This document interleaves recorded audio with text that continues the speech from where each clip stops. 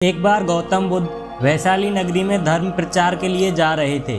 जब वे नगरी के बीचों बीच से गुजर रहे थे तो उन्होंने देखा कि कुछ सैनिक तेजी से भागती हुई एक लड़की का पीछा कर रहे हैं। वह डरी हुई लड़की एक कुएं के पास जाकर खड़ी हो गई।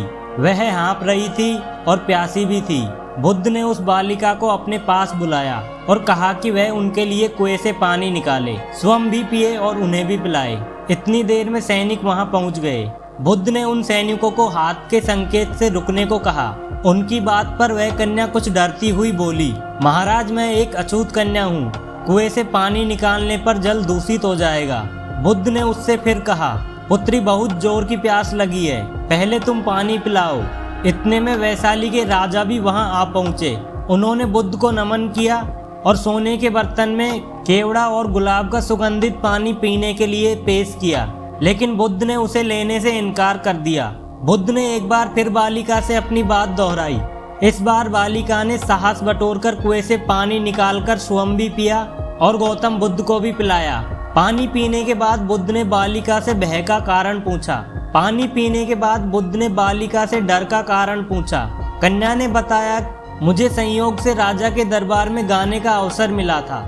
राजा ने मेरा गीत सुनकर मुझे अपने गले की माला पुरस्कार में दी, लेकिन उन्हें किसी ने बताया कि मैं एक अछूत कन्या हूँ। ये जानते ही उन्होंने अपने सैनिकों को मुझे कैद खाने में डालने का आदेश दे दिया। मैं किसी तरह उनसे बचकर यहाँ तक पहुँची थी कि आप मिल गए।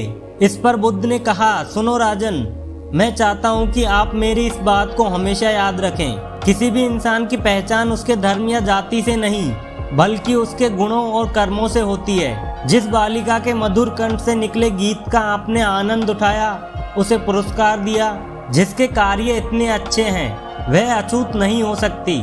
यहाँ पर नीची सोच और छोटे कार्य करके अछूत होने का परिचय तो आपने दिया है। इसलिए मेरी नजरों में यहाँ कन्या नहीं बल्कि आप अछूत हैं। वैशाली नरेश बुद्ध के सामने शर्मिंदा होने के अलावा और कर भी क्या सकते थे। उन्होंने बुद्ध से क्षमा मांगी और वहाँ से चले गए। दोस्तों, इस कहानी की शिक्षा यही है कि कोई भी इंसान अपने कार्यों और विचारों से बड़ा बनता है, अपने धर्म या जाति से नहीं।